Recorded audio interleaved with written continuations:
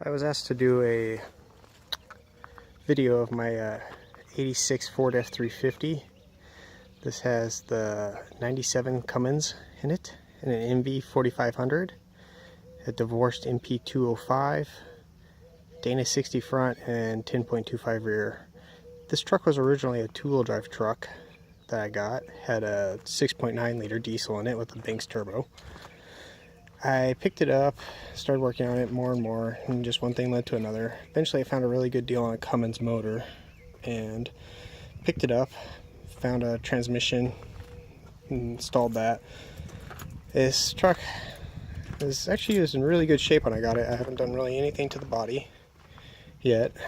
Eventually I'll probably paint it green. It has a 40-gallon auxiliary fuel tank in the back, dual tanks. I installed the backup camera. It's got LED lights in the back and in the front. I finally got a gooseneck in it because it was missing that. I still haven't got a fifth wheel piece to make that work. It's got the Ford 10.25 in the rear, which is pretty rare for a dually.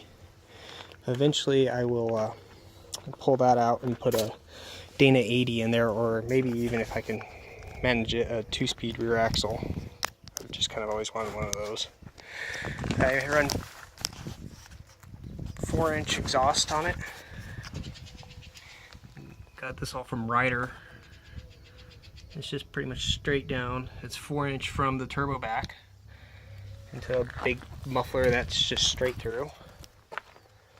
The interior of the truck, minus my CV that I still haven't done, is actually in really good shape. Minus the headliner starting to droop. I had to put the brace on it.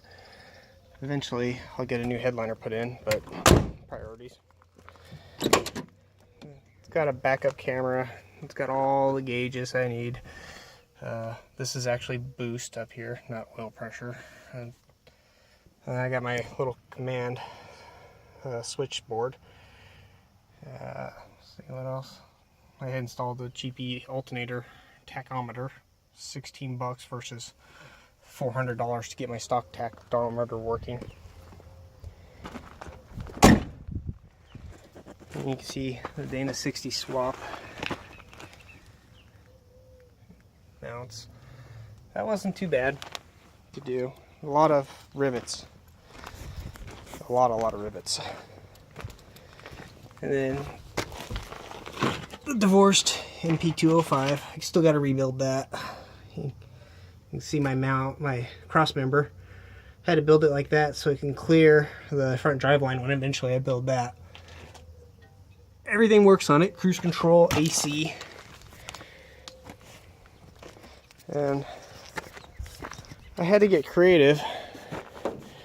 I had to run hood pins because of the intercooler. It's a stock Dodge intercooler. And I just notched it out.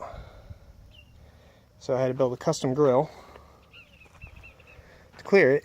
This intercooler actually works a lot better on this Ford than it ever would have in a Dodge, because the Dodge, the bumper comes up to about right here, covering up about half of it.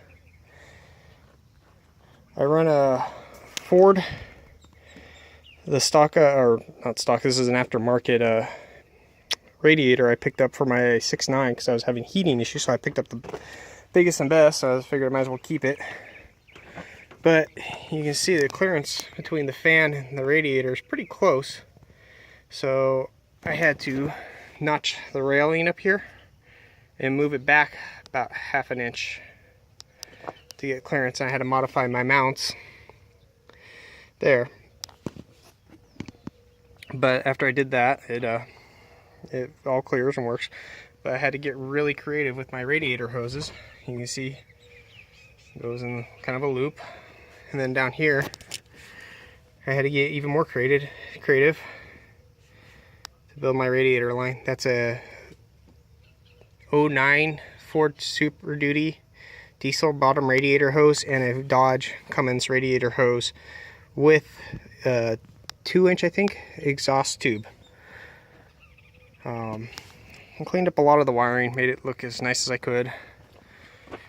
I had to You notice down there I had to notch out part of my AC box to clear the turbo. So if I ever decide to go with a bigger turbo, I don't know what I'm gonna have to do. I'll have to change some stuff. You can see 4-inch exhaust coming straight out. This was actually originally an automatic truck. I switched it over to manual, and that's a Ford master cylinder running through a Jeep Wrangler clutch line, hydraulic line, to a Dodge Ram slave cylinder. So if you ever want to figure out that, it actually works really good. I'm really happy with how the clutch feels on this truck. I haven't done anything special with the clutch yet. It's just a factory clutch, stock clutch that I got with the transmission. It was in good shape. Eventually I'll probably go with like a south bend or something like that. I had to change the length on the boost lines. This side actually had to shorten, but I cut it too short, so then I had to extend it again. So, dumb me. I had to do the same thing on this side. You probably can't really see. But I run the factory Dodge AC pump, and I connected it via connectors, a couple connectors, to the factory Ford AC lines. So they're long, and I had to put an extension in here to get it to connect over here, because Ford and Dodge, everything's on opposite sides. I run just a voltage regulator. I had a lot of issues with this. Ran into just constant problems. I fried one because I thought I was putting out too much voltage, and I stupidly disconnected it while the truck was running. Fried that one. Then I bought another one because I figured, hey, I fried it, might as well buy another one. The one they gave me was bad. So then I just went down a rabbit hole of trying to figure out what was wrong. Eventually I picked up another one and it works fine now. So, voltage regulators, they suck. You can see how I mounted the hood pins and the grill. Everything's kind of a little bit overkill, but it's just metal I had laying around, or scrap metal I picked up for cheap. Brand new batteries. I put some heat shield around that. So I guess I'll fire it up.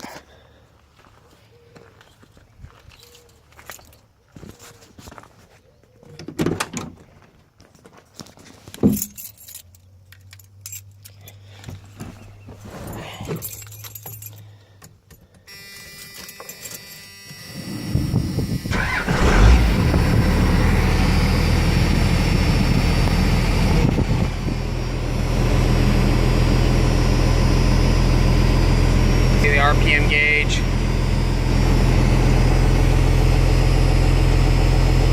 Oil pressure will be about 75, 85 right now.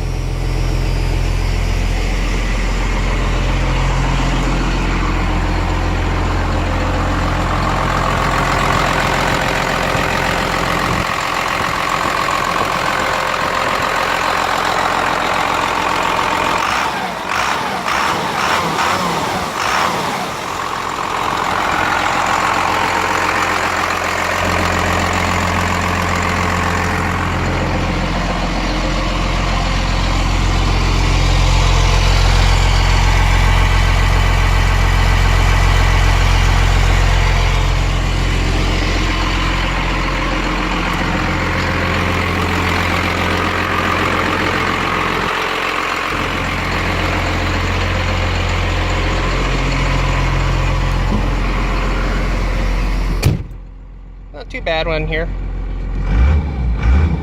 The noise is pretty decent, pretty much what it was before. A little more clattery than the 6.9. 6.9s are actually really quiet engines, surprisingly. But yeah, that's my truck.